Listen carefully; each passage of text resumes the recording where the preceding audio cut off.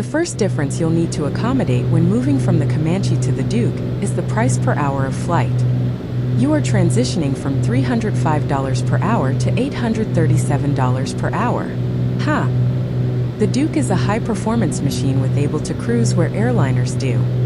The second difference is the engine. We won't talk about the fact that there are two of them, as that's for the actual ME rating. The difference between the 0540 and the TIO 541 is huge. While they have similar displacements, the TIO employs a turbocharger assembly which takes the power output from 250 horsepower to 380, a 52% increase. And this thing has two of them. The turbocharger assembly is a centrifugal compressor driven by a turbine that sits in the exhaust gas stream of the engine. The compressor takes air from outside and compresses it before dumping that air in the intake manifold. The engine is still sucking air via the vacuum created by the piston movement, but the pressure against its sucking is now much higher than the outside pressure due to the turbocharger. This has the effect of intaking a much higher mass of air before the intake valves close. And higher air mass means a bigger bang. In actuality, the turbocharger on these monsters are so powerful that they have enough extra pressure that you can use to pressurize the cabin via a bleed air duct. At maximum power, the turbine spins at 125,000 RPM. However, the turbocharger does not pressurize air below 30,000 RPM. To keep the assembly safe, the engine employs a wastegate on the exhaust gallery to release some of the gases that could over-rev the turbine. This wastegate is controlled using oil from the lubrication system and relies on its pressure to actuate the gate. Thus, the gate and the safety of the turbo assembly is dependent on adequately warm oil and general good working of the lubrication system. Because the gate is a reactionary unit, it will always lag behind any change in engine regime. Thus, thrust changes must be made slowly, so that the gate can catch up to any dangerous situation. Slamming the thrust lever forward with a cold engine is a sure ticket towards $25,000 to $100,000 bill. A more obscure difference between the 0540 and the TIO 541 is the injection system. In normal operation, you won't see any difference. However, an injection system is more efficient and a safer feeding option than a carburetor, especially at very high altitudes and during the high-pitch maneuvers that a Duke can attain. This comes with a few caveats, one being the injection pump that is an extra piece that can fail. The second caveat is vapor lock. Vapor lock happens when a newly shut-off engine is being restarted. Fuel inside the injection capillaries evaporate and form a plug for any new, cold, liquid fuel that wants to reach the cylinders. This keeps the engine dry and no start can be achieved. The solution is to identify the problem and prime the engine for longer than normal. This way, the boost pumps are pushing new cold fuel into the capillaries, condensing whatever fuel is plugging the pipe and moving forward towards the cylinders. The danger now becomes over-priming or flooding the engine, but there are ways to get around that too. And last but not least, I have to mention the cowl flaps. The Comanche has an engine cowling designed to keep adequate cooling to the engine without pilot intervention. It uses venturi to decrease temperature, increase speed and guide airstreams around the engine. The TIO 541, however, is much more sensitive to engine temperatures. Because of this, it requires pilot intervention using the cowl flap switch on the left-hand panel. When the flap opens, it lets more warm air to get out of the cowling, allowing more cold air to enter it on the other side. This increases the cooling effect on the engine for those grueling, low airspeed, high-power regimes.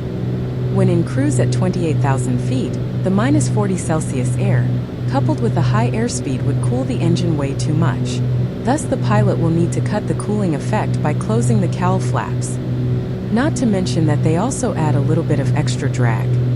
The danger of this setup is shock cooling. Just like in the Comanche, there can be too much cooling, especially during the descent part of the flight. While keeping the flaps closed maintains a somewhat warmer air circulating around the engine, proper thrust, prop and mixture inputs are what separates you from a $10,000 to $30,000 bill. As long as we're talking engine differences, the monitor tool of choice for the Duke is the EDM 760. It is somewhat similar to the EDM 830 on the Comanche, but it gives more information for all 12 cylinders and can lean rich and lean of peak.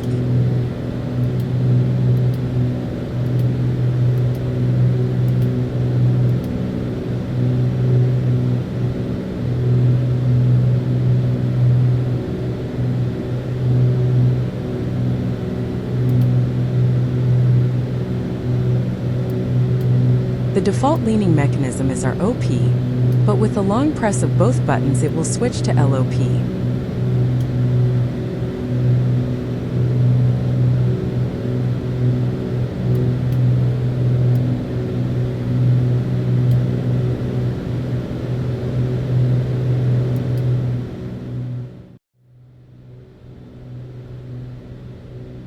Another important difference is the fuel system. Gone are the days where a simple pipe would feed the engine. Because of the two engines and the real danger of severe fuel imbalance, cross-feed valves have been installed. These should be manipulated by the pilot to keep the aircraft within the CG envelope.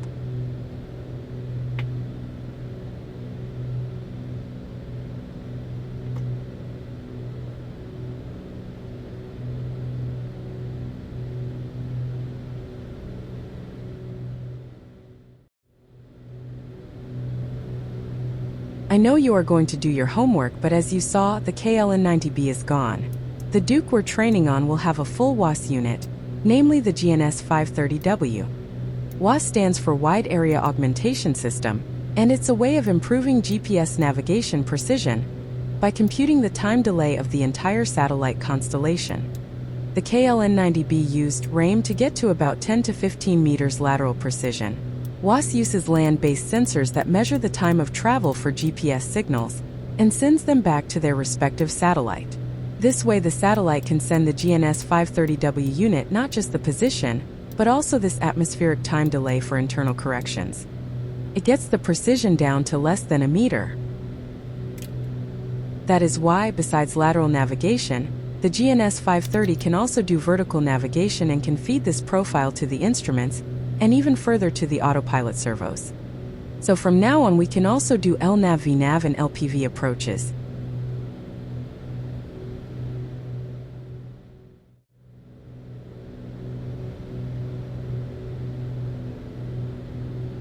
Another difference you noticed is the true airspeed calculator that sits coupled with the airspeed indicator.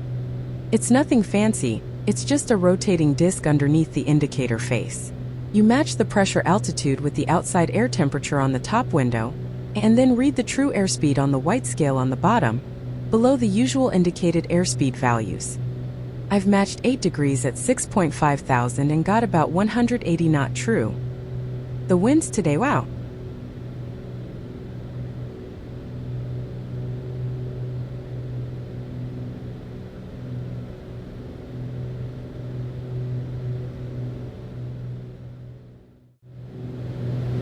A huge difference that the Duke adds is the de-ice and anti-ice systems.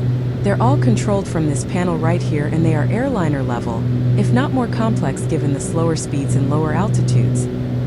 De-icing systems are usually pneumatic systems, blowing compressed air into leading edge boots on the wings and the stabilizers, kicking off any ice accumulation. Anti-icing systems are usually electrical heat elements that mitigate ice formation by keeping the prone surface hot. The Duke has an alternate current windshield heater and direct current heaters for the fuel vents, the pitot, the stall vane, and the propellers. As de-icing, it blows air into the leading edge boots of the wings and the stabilizers. This pressurized air comes, of course, from the turbo assemblies. Remember that given the electrical fields created when using these heaters, the magnetic compass will show erratic values, especially when the prop heaters or the windshield heater is on.